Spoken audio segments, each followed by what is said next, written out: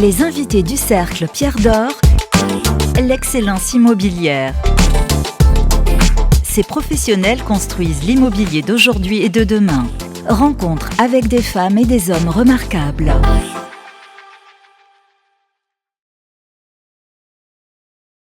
Bonjour à toutes et à tous, bienvenue sur immoweek.fr pour ce nouvel épisode du Cercle des Pierres d'Or qui a le plaisir de recevoir aujourd'hui Alice Blondel. Bonjour. Bonjour. Merci d'être avec nous. Vous êtes marketing manager chez Stora Enso. Alors ça s'écrit Enso mais on prononce Enso. Par habitude peut-être, on devrait écrire comme ça se prononce, mais c'est effectivement Stora Enso. Voilà. Stora Enso qui est le premier producteur de bois scié en Europe, un acteur clé des solutions constructives bas carbone. Comment est-ce que vous résumeriez, Alice, votre rôle et vos priorités chez Stora Enso dans le contexte actuel de la décarbonation du bâtiment ? Alors, Stora Enso, c'est l'entreprise des matériaux renouvelables, acteur sur différents marchés en Europe et dans le monde, et surtout sur le marché de la construction qui nous intéresse. Notre rôle, notre mission, c'est justement d'accompagner la transformation de ces marchés et de ces industries vers la décarbonation, et notamment pour la construction qui est tellement impactante aujourd'hui dans les émissions de carbone. Et nos priorités, c'est justement d'une part de faire œuvre de pédagogie, d'accompagner la montée en compétences et en connaissances de l'ensemble des acteurs de la filière, depuis celui qui imagine, le maître d'œuvre ou l'architecte, jusqu'à celui qui va construire. Et en leur proposant des solutions bois massifs et des outils digitaux qui vont leur permettre de mieux concevoir, mieux construire des bâtiments bas carbone et donc avec des structures bois massifs. Vous avez évoqué la pédagogie, elle est nécessaire encore aujourd'hui ? Elle est nécessaire encore aujourd'hui, même si ça devient plus naturel ou fréquent de construire en bois. C'est pas si répandu que ça, notamment en France par rapport à d'autres marchés européens qui sont encore plus en avance. La compétence, elle doit augmenter pour tout le monde, pour les maîtres d'ouvrage, pour les architectes, pour les bureaux d'études, pour les constructeurs eux-mêmes. Pour faire en sorte que tout un chacun soit plus en confort et en compétence et en connaissance des atouts et des contraintes du bois. Alors près d'un quart des émissions de CO2 en France provient du secteur du bâtiment. Quels leviers vous paraissent les plus efficaces chez Stora Enso pour accélérer réellement cette transition ? Alors, la compétence et la pédagogie, on vient d'en parler. Oui. Faire en sorte que tous les acteurs de la chaîne de valeur sachent les avantages que procure le bois, et la construction bois massif en particulier pour la structure, même si on peut mettre du biosourcé et du bois évidemment sur les façades, sur l'isolation et dans des équipements énergétiques par exemple. Le levier de la réglementation va être crucial pour accompagner le mouvement, voire un peu forcer le mouvement forcément. La RE 2020 est clé dans cet aspect-là. Elle a permis de mettre en lumière, grâce à l'analyse du cycle de vie dynamique, le poids de la construction elle-même dans les émissions de carbone d'un bâtiment, et pas seulement dans son usage.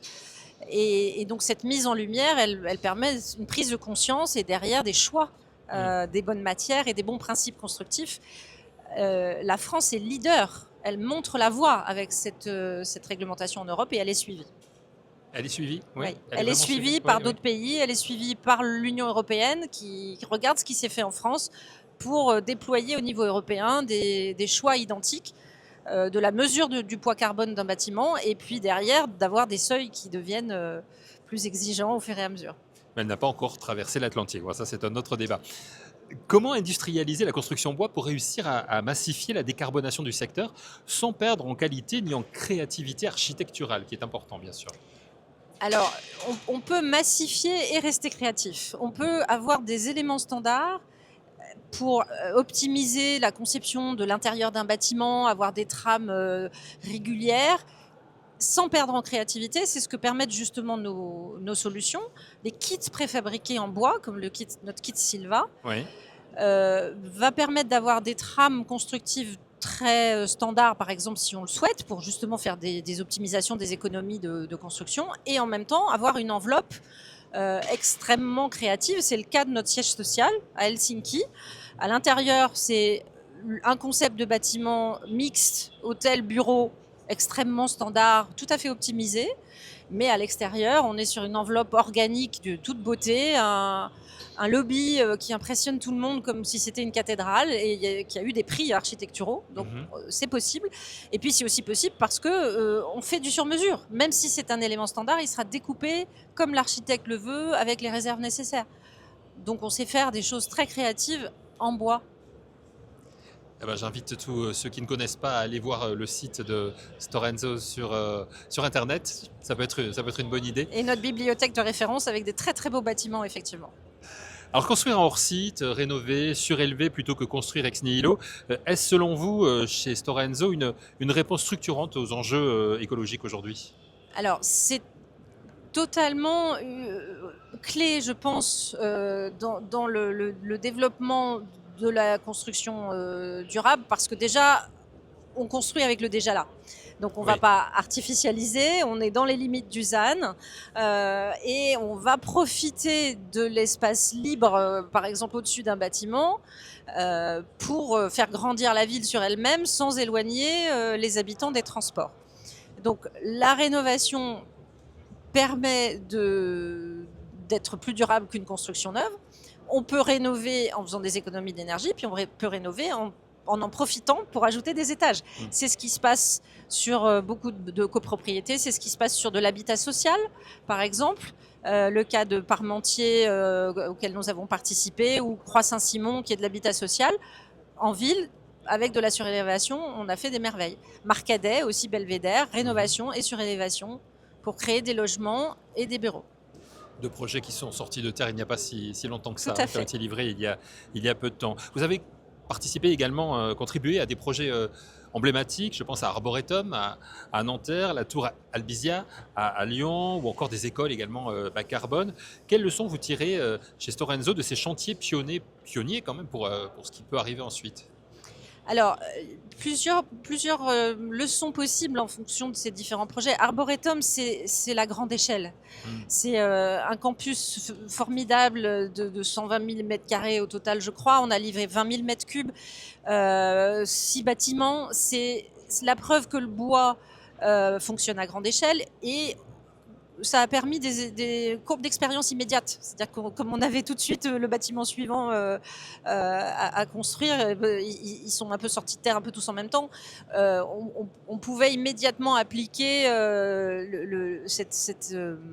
s'il y avait un problème, on le voyait tout de suite. Dieu sait qu'il y en a pour le coup pas eu beaucoup. Oui. Mais c'était vraiment la preuve qu'on pouvait faire une architecture élégante, sobre et durable à très grande échelle avec du bois. Dans le cas d'Albicia, on est sur un îlot en fait de 4 bâtiments. Un bâtiment social, un bâtiment de bureau, un bâtiment mixte et la tour qui est aussi un bâtiment mixte sur 16 étages. Donc preuve aussi qu'on peut faire là aussi de la grande échelle, qu'on peut hybrider les constructions puisqu'à chaque fois il y a du béton en rez-de-chaussée ou premier, deuxième étage et ensuite on monte en bois. La tour c'est un cœur béton et ensuite des planchers et des murs porteurs en bois massif. Donc l'hybridation fonctionne, le bois monte très très haut. Et dans le cas de cette tour, le bois, il n'est pas là pour faire de la figuration. C'est l'ensemble des éléments de structure en dehors du cœur qui sont en bois massif. Avec un ATEX qui a été développé pour la façade spécifiquement. Donc c'est aussi source d'innovation. Quelles sont aujourd'hui les principales limites justement à la généralisation de la construction bois ? Je pense au coût, la disponibilité de la ressource. Alors, la disponibilité de la ressource, c'est pas tant un sujet dans la mesure où le bois repousse et aujourd'hui, on coupe largement moins pour construire que ce qui pousse, que ce soit dans des forêts autrichiennes ou dans des forêts françaises. Après, en France, ce qui peut manquer, c'est la capacité industrielle à produire des bois d'ingénierie français.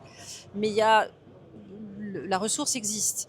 Ce qui peut gêner, c'est d'avoir une réglementation uniforme au niveau national, ce qui n'est pas encore le cas aujourd'hui, donc pas forcément les mêmes habitudes de construction.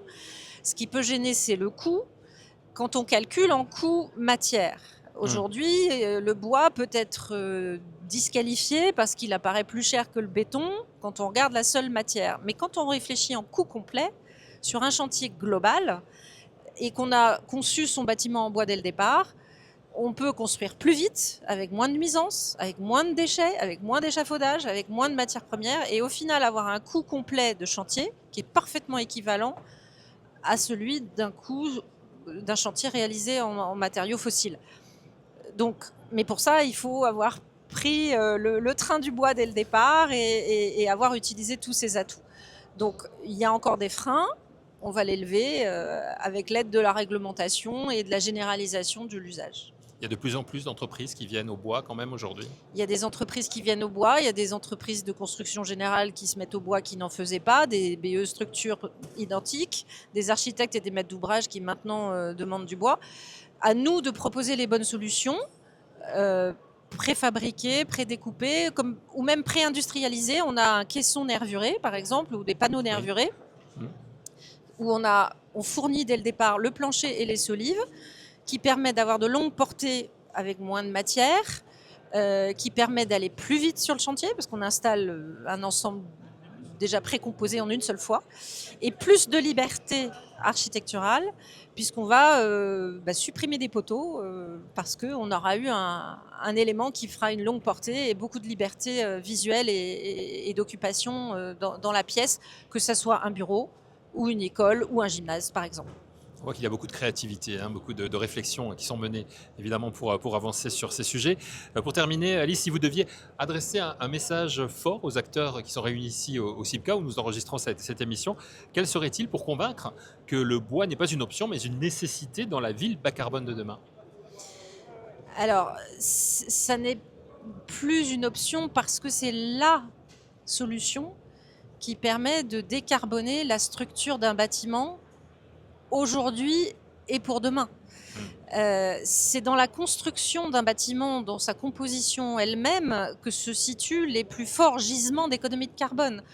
Et si on fait une structure bois, par opposition à une structure béton et acier, on absorbe le carbone grâce au bois qui a poussé, et on la stocke pendant 50 voire 100 ans. Donc, et c'est là où l'impact est le plus fort. Évidemment, on peut mettre du biosourcé dans l'isolation, dans la façade, avoir des zones, des équipements énergétiques qui sont très performants. Mais le bois en structure, c'est vraiment là qu'on peut faire la différence. Et en plus, c'est beau. Et ça sent bon. C'est beau, c'est vrai. C'est vrai que et ça fait bon plaisir aux habitants qui l'occupent, donc que demander de plus. Oui, la chaleur du bois, effectivement. Merci beaucoup pour votre éclairage, Alice Blondel. C'est un plaisir de vous avoir au micro de IMOIG. Merci d'avoir accepté notre invitation. Merci à vous. Je rappelle que vous êtes marketing manager chez Stora Enso. Et merci à vous d'avoir suivi cette émission. On se retrouve très vite sur imoig.fr.